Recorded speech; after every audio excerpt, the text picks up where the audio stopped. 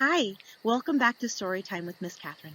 Today we're going to read one of my favorite stories, Miss Rumphias.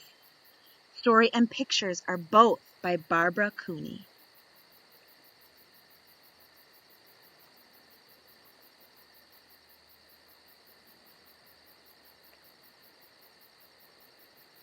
The Lupine Lady lives in a small house overlooking the sea. In between the rocks around her house grow blue and purple and rose-colored flowers. The Lupine Lady is little and old, but she has not always been that way. I know. She is my great aunt, and she told me so. Once upon a time, she was a little girl named Alice, who lived in a city by the sea. From the front stoop, she could see the wharves and the bristling masts of tall ships.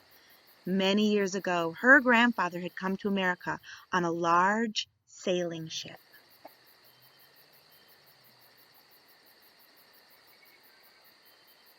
Now, he worked in the shop at the bottom of the house, making figureheads for the prows of ships, and carving Indians out of wood to put in front of cigar stores. For Alice's grandfather was an artist. He painted pictures, too, of sailing ships and places across the sea. When he was very busy, Alice helped him put in the skies.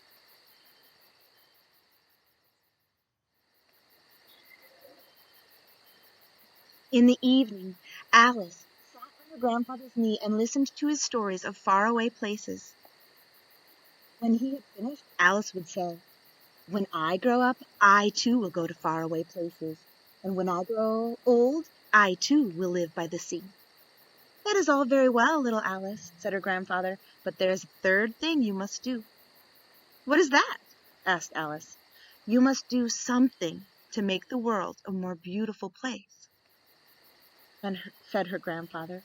"All right," said Alice, but she did not know what that could be. In the meantime, Alice got up and washed her face and ate porridge for breakfast. She went to school and came home and did her homework, and pretty soon she was grown up.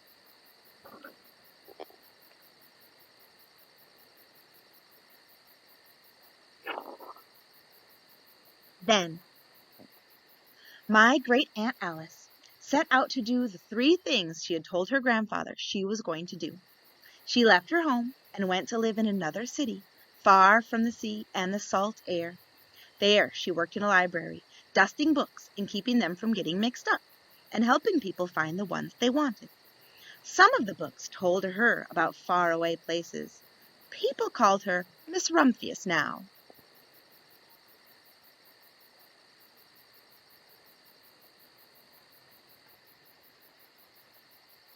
Sometimes she went to the Conservatory in the middle of the park. When she stepped inside on a wintry day, the warm, moist air wrapped itself around her, and the sweet smell of jasmine filled her nose. "This is almost like a tropical isle," said Miss Rumphias, "but not quite."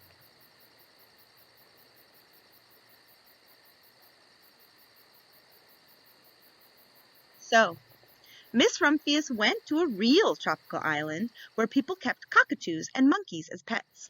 She walked on long beaches, picking up beautiful shells. One day she met the Baparaja, king of a fishing village. "You must be tired," he said. "Come into my house and rest." So Miss Rumphius went in and met the Baparaja and his wife. The Baparaja himself fetched a green coconut and cut a slice off the top so that Miss Rumphius could drink the coconut water inside. Before she left, the Baparaja gave her a beautiful mother-of-pearl shell on which he had painted a bird of paradise and the words, "You will always remain in my heart."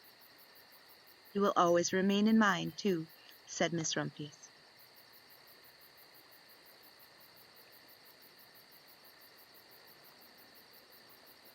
My great Aunt Alice Rumphius climbed tall mountains where the snow never melted. She went through jungles and across deserts. She saw lions playing and kangaroos jumping. Finally, she came to the land of the lotus eaters, and there, getting off a camel, she hurt her back. "What a foolish thing to do," said Miss Rumphius. Well, I have certainly seen faraway places. Maybe it is time to find my place by the sea. And it was. And she did.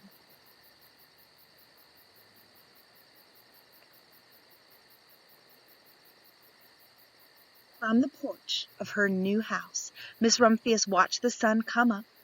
She watched it cross the heavens and sparkle on the water, and she saw it in glory in the evening.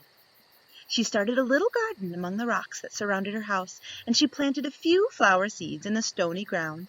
Miss Rumphius was almost perfectly happy. "But there is one more thing I have to do," she said. "I have to do something to make the world more beautiful." "What? The world already is pretty nice," she thought, looking out over the ocean.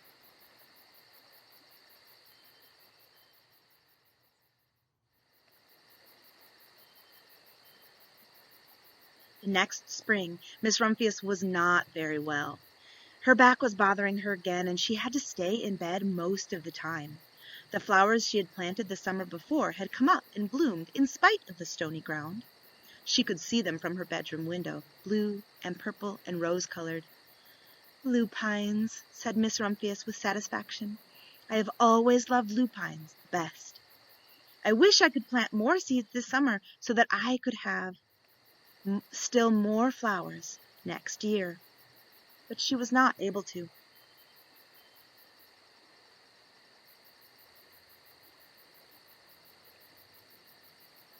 After a hard winter, spring came. Miss Rumphius was feeling much better. Now she could take walks again. One afternoon she started to go up and over the hill where she had not been in a long time. "I don't believe my eyes," she cried when she got to the top, for there on the other side of the hill was a large patch of blue and purple and rose-colored lupines. "It was the wind," she said as she knelt in delight. "It was the wind that brought the seeds from my garden here, and the birds must have helped." Then Miss Rumphius had a wonderful idea.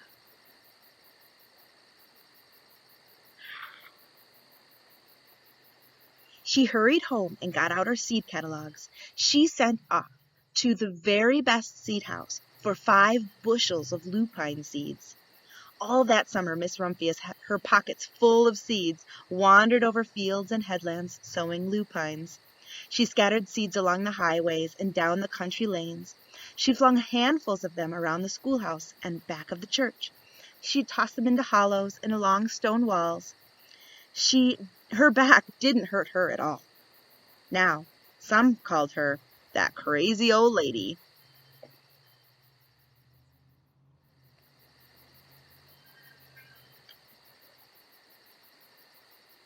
The next spring there were lupines everywhere. Fields and hillsides were covered with blue and purple and rose-colored flowers. They bloomed along the highways and down the lanes. Bright patches lay around the schoolhouse and back of the church. Down in the hollows and along the stone wall grew the beautiful flowers. Miss Rumphius had done the third most difficult thing of all.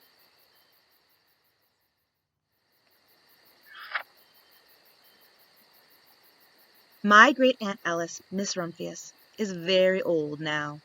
Her hair is very white. Every year there are more and more lupines. Now they call her the Lupine Lady.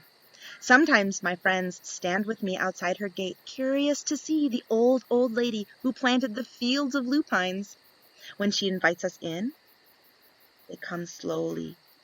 They think she's the oldest woman in the world. Often she tells us stories of faraway places. "When I grow up," I tell her, "I too will go to faraway places and come home to live by the sea." "That is all very well, little Alice," says my aunt, "but there is a third thing you must do." "What is that?" I ask. "You must do something to make the world more beautiful." "All right," I say.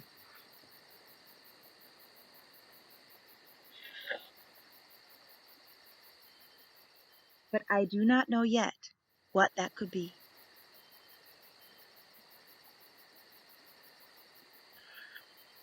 Thank you for joining me in reading Miss Rumphius. Yes. See you in the forest.